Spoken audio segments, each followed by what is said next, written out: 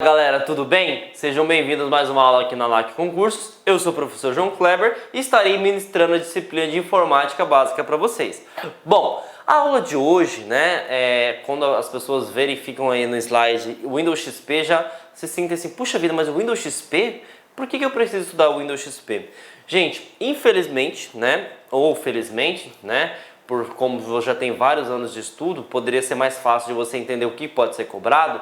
Existem algumas bancas específicas, alguns editais que solicitam ainda o Windows XP. Para vocês terem uma noção, no ano de 2017 você pode pesquisar que vai ter várias estatais, várias prefeituras municipais, cobrando sobre o Windows XP. Então a LAC, pensando em vocês alunos, preparamos um módulo específico sobre o Windows XP, onde nós pesquisamos todas as questões que já foram cobradas, todos os conteúdos que já foram cobrados e fizemos um resumão, um pacotão para que você esteja preparado para qualquer tipo de concurso, tá bom? Então esse módulo é específico para se cobrar o Windows XP na tua banca, tá? Existem algumas nomenclaturas diferentes, É claro que como se trata de um sistema muito antigo, para quem não sabe, o Windows XP foi lançado no ano de 2001, já temos aí 16 anos de mercado, Ele já é um sistema defasado, Tanto é que ele não tem nem suporte, mas eu preciso estar preparado para ele, porque existem algumas bancas, como eu citei, que ainda cobram ele, beleza? Bom, nós estamos falando do Windows XP e sabemos que ele é um sistema operacional, correto? Sem mais delongas, vamos começar a aula, O que é um sistema operacional, professor? Sistema operacional, gente, nada mais é do que uma coleção. Dependendo da sua banca, pode cobrar conjunto. Conjunto de o quê? De programas que permitem interagir homem-computador, que é eu e você com a máquina, e também gerenciar o mesmo, Então é gerenciar o computador. Então eu quero que vocês gravem, tá? Essa palavrinha mágica, coleção. Ou pode também estar escrito conjuntos. Professor, por que não é um programa só? Porque, gente, o sistema operacional ele é a base de tudo, Nós vimos lá na aula de software que existem 3 categorias de sistema. Nós temos o software base, nós temos o software aplicativo e nós temos o software utilitários. O sistema operacional ele se enquadra na categoria de software base. O que é um software base? É aquele que necessita para que todo o resto funcione. Então, o que acontece? Ele gerencia o quê? Gerencia tudo, gente. Tudo mesmo, tá? Então, lembre-se, o sistema operacional é uma coleção, de modo que vai ter um sistema para gerenciar arquivos e pastas, o hardware, o software, gerenciar os outros aplicativos. Então, eu preciso de vários programas trabalhando em conjunto. Além dessa parte de trabalhar em conjunto, a gente tem que entender o seguinte, que assim como nos outros sistemas operacionais, a máquina, o computador em si, independente se for notebook ou computador pessoal, o PC, desktop, ele entende uma linguagem só, que é o 0 e 1, que é essa linguagem chamada de binário. Só que nós, seres humanos, nós não entendemos binário, nós entendemos interface gráfica, certo? Então o que o sistema operacional faz, professor? O sistema operacional ele é um intermediário, tá? Por que ele é um intermediário? Ele pega a informação IG, que é a interface gráfica, transforma na linguagem que a máquina entende. A máquina entende 0 e 1. Essa linguagem é chamada de binário. O computador vai pegar essa instrução que você pediu, vamos supor que você queira abrir um arquivo do Word, Ele vai processar em binário e o sistema operacional agora ele faz o processo inverso.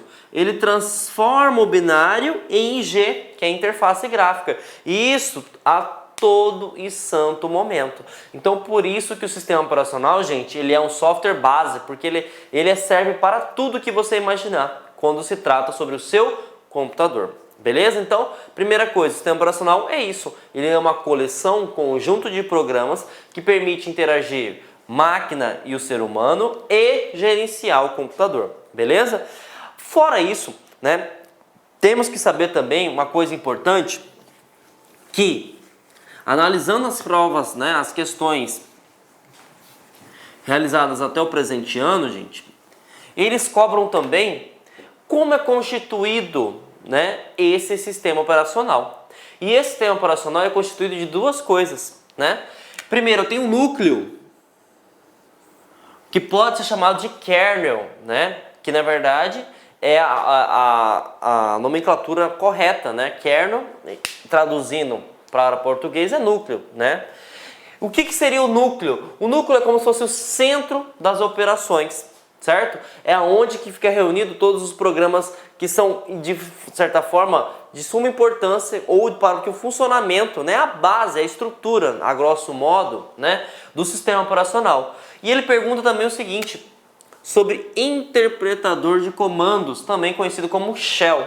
Eu não falei para vocês que o computador ele tem, na verdade o sistema operacional ele tem duas funções básicas, gerenciar o computador, né, e fazer a interação entre o homem e a máquina? Bom, quem gerencia o computador? O kernel. Quem faz a interação homem-máquina? O shell, tá? Eu sei que isso soa diferente, né? Soa estranho para vocês porque são nomenclaturas técnicas, mas nós precisamos saber. Toda vez que falar, né, a palavra núcleo e kernel, você tem que imaginar o seguinte, que é o centro de operação do sistema operacional, onde gerencia praticamente tudo. Quando se soar, né, quando você verificar a palavra shell, né, o que seria esse shell? Seria o interpretador de comandos, é como que vai ser a interação entre o homem e a máquina. E aí para isso, já caiu em pegadinha de concurso público, existem dois tipos, tá gente? Dois tipos de interação homem-máquina, que eu costumo chamar de IHC, tá? Interação homem-máquina, homem-computador.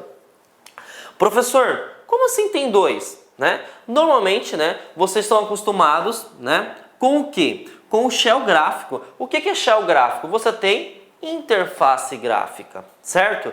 Só que, assim como os outros sistemas operacionais, Windows 7, Windows 8, o Windows XP, mesmo que seja desatualizado, digamos de passagem assim, defasado por ter lançado no ano de 2001, ele também permite que você trabalhe via shell textual, também chamado de linha de comando. Então quer dizer que, mesmo que o Windows XP seja um sistema bem antigo, né, ele tem duas opções de trabalhar com interface gráfica? Sim.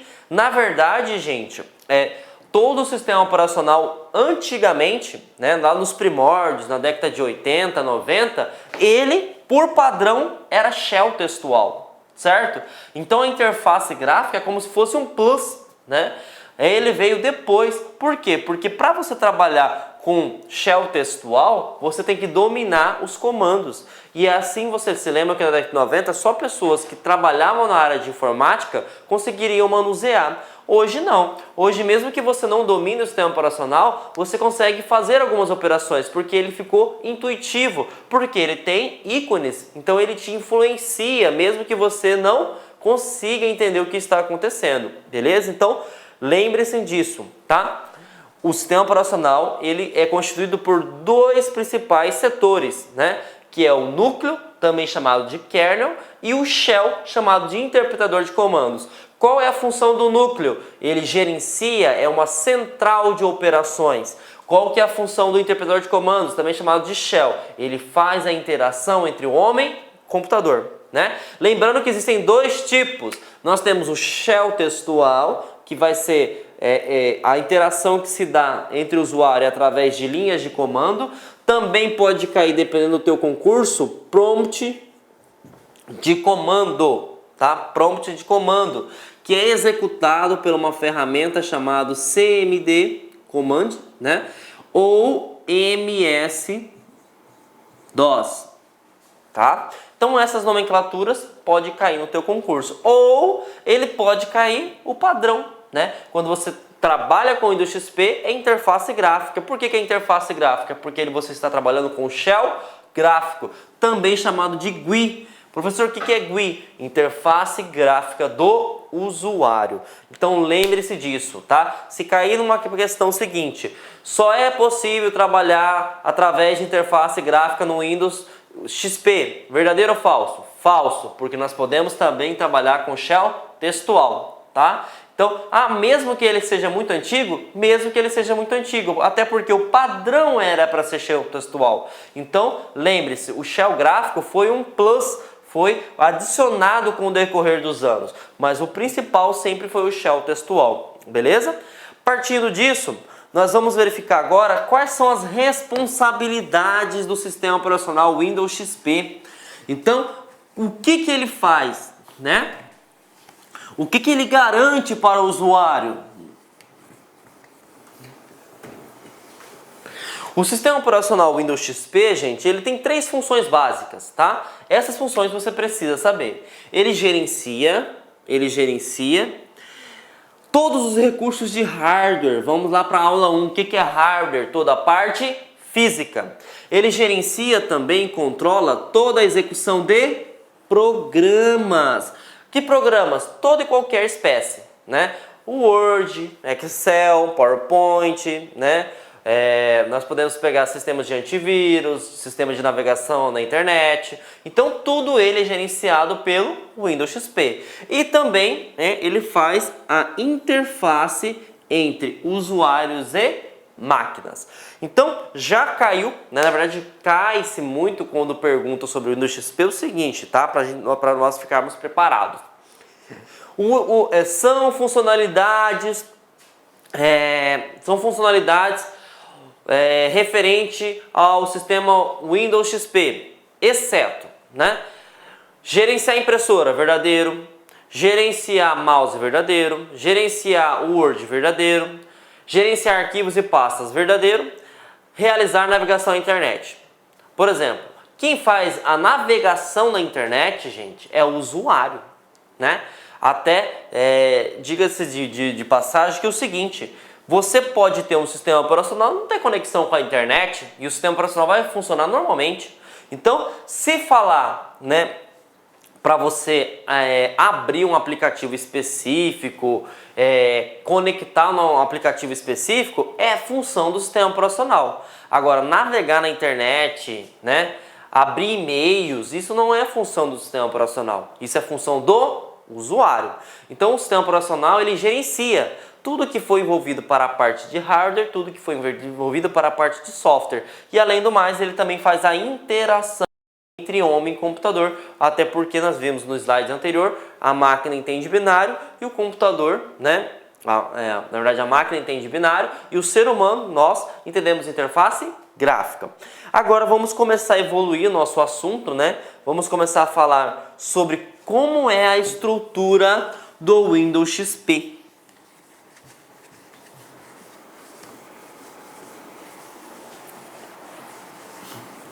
Bom, a estrutura do Windows XP é baseada nessas 4 informações muito importantes. Área de trabalho, que também dependendo da tua banca pode ser chamado de desktop, né?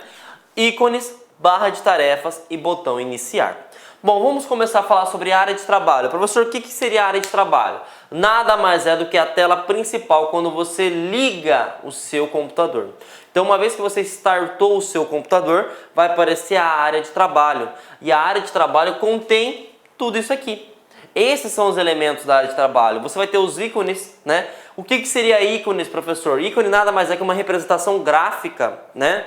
Por exemplo, o ícone do Word. Se você clicar no ícone do Word, automaticamente irá abrir o aplicativo do Word. Se você tem o ícone, por exemplo, do Internet Explorer, uma vez que você clicou, ele automaticamente vai abrir, né? A ferramenta em questão, né, do Windows Explorer, do Internet Explorer, tá bom? Nós temos a barra de tarefas. Professor, o que seria a barra de tarefas? Barra de tarefas, gente. A barra de tarefas, ela por padrão, tá? Ela fica na parte inferior da área de trabalho. Mas já caiu em concurso público falando o seguinte, que a barra de tarefas, ela por padrão ela não pode ser alterada. Isso é falso. Você pode colocar na parte da direita, na parte da esquerda, no topo, certo? Então você pode mudar a posição da barra de tarefas, mas por padrão fica na parte inferior da sua tela. Outra coisa, professor, o Windows ele é um sistema multitarefa, tá? Ah, o que é um sistema multitarefa? Multitarefa, multi vem de muitos, tarefa vem de aplicações. Então você pode estar escutando música com o Windows Media Player, você pode estar trabalhando utilizando o Word, você pode estar navegando na internet, né? Então são 3 aplicações. E aí você, por exemplo, pode alternar essas aplicações. Quando você alterna essas aplicações, ela fica em stand-by ou em segundo plano. E aonde que eu vejo se ela está funcionando ou não? Através da barra de tarefas. Então todas as atividades que você estiver rodando vai estar aqui, ó. Por exemplo, aqui eu tenho o Word, né? Aqui eu tenho o Internet Explorer, né? Tudo que estiver constando na barra de tarefas significa que está sendo executado, beleza? Então isso também é muito importante. Você tem que saber que tudo que está sendo executado fica na barra de tarefas. E a barra de tarefas, por padrão, né, ela vem na parte inferior da tela, né, mas eu posso alterar a sua orientação. Botão iniciar, muito importante também. O botão iniciar fica locado aqui na parte inferior, né, vai estar escrito iniciar. E ele é responsável por abrir os menus e as opções que existem dentro do sistema operacional Windows XP. Então o botão iniciar, ele é muito importante, tá? Por quê? Porque ele permite que você abra todas as opções e configurações que você pode realizar no teu computador. Para ficar mais fácil de entender, vamos mostrar, né, uma interface gráfica, né? Vamos mostrar a tela em questão do Windows XP. Então, vamos lá. Os ícones que eu falei que são representações gráficas, né? Uma vez que eu clicar aqui, eu vou abrir o Mozilla Firefox, que é um navegador de internet, eu vou abrir a pasta meus documentos, vou abrir o computador, que seria o Windows Explorer, a lixeira ou o Internet Explorer.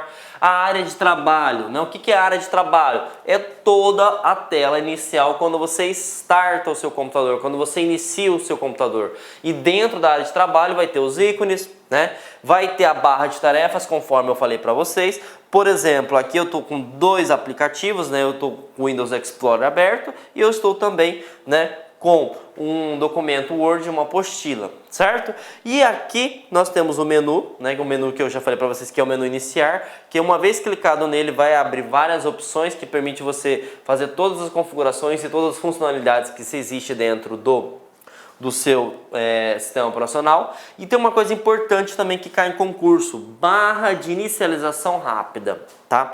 O que é a barra de inicialização rápida? Ele fica normalmente ao lado do menu iniciar, tá?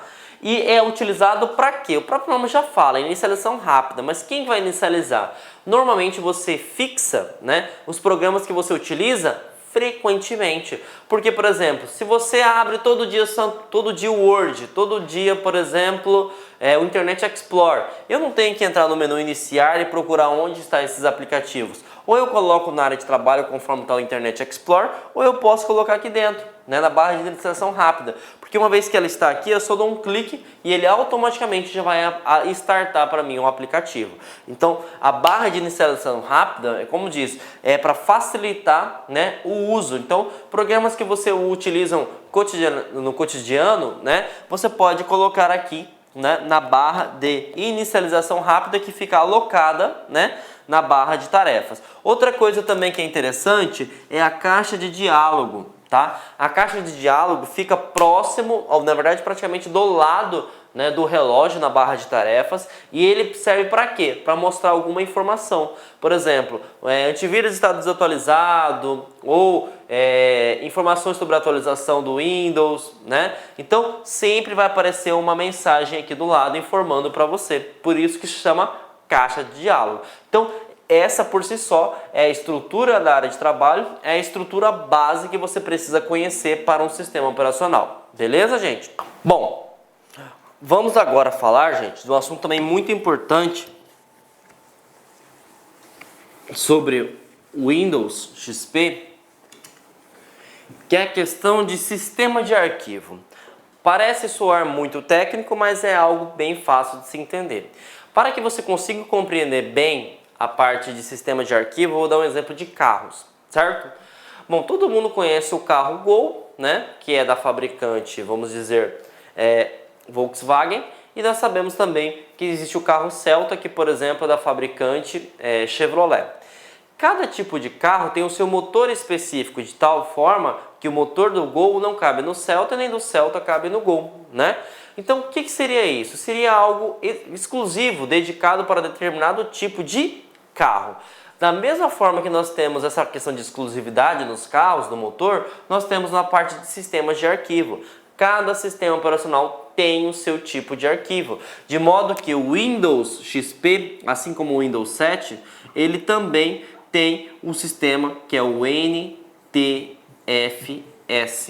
tá? E esse sistema de arquivos não é igual, por exemplo, do Linux, não é igual do Macintosh, né? Então, você tem o seu motor dedicado. E qual que seria o sistema de arquivos do Windows XP?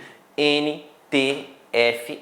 Não se esqueça, porque cai em concurso. Teve muitas questões, né, que perguntou qual é o tipo de sistema de arquivos do Windows XP. E aí tá aqui, NTFS. Beleza? Partindo disso, né, vimos aí a sua constituição, a sua estrutura, e agora a gente vai começar a trabalhar com o Windows XP, tá? O Windows XP, né, o Windows vem de janela, né, para quem não sabe, ele trabalha sempre, né, com essa tela retangular. E essa tela retangular é uma janela, é uma tarefa em questão, tá? E toda tarefa, ela tem uma estrutura base, e a estrutura base da janela é isso aqui.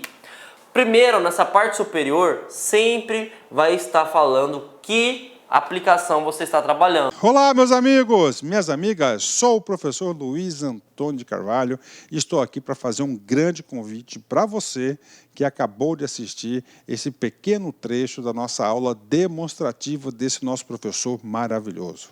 Se você gostou, se você quer assistir o restante dessa videoaula, então acesse nosso site laconcurso.com.br e lá nós temos um curso completo, um curso super atualizado e focado no Conselho Regional de Farmácia 2017 do Estado de São Paulo. O nosso curso custa apenas um investimento de 10 parcelas de R$ 25.